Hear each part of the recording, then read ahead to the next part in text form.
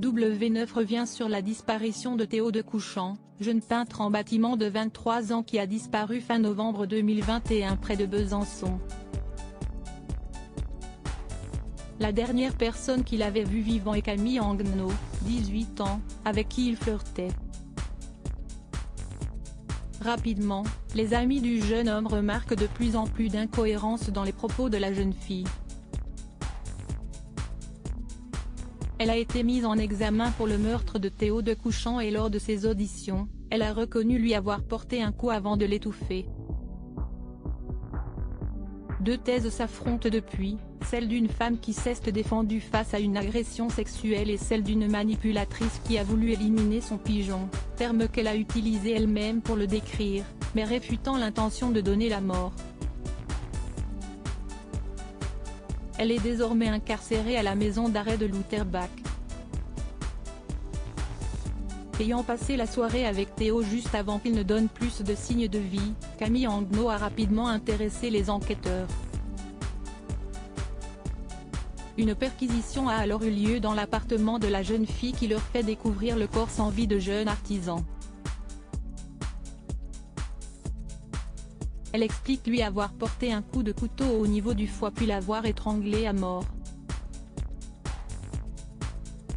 Selon la jeune fille, il s'était montré trop insistant, voulant l'agresser sexuellement.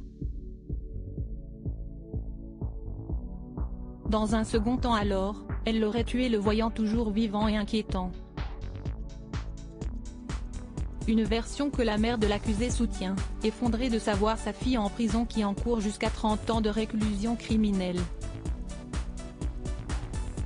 Pour les proches de Théo, cette version ne tient pas la roue. Elle a manipulé un garçon extrêmement timide, comme elle avait pu le faire avec d'autres.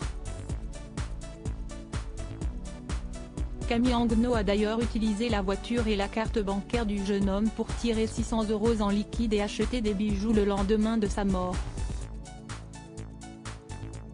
Parallèlement, elle a relayé sur Facebook l'avis de disparition du garçon. Depuis ses aveux, elle a fait face à un flot de critiques sur le réseau social, elle a même eu le culot de partager l'avis de disparition, écrit un internaute.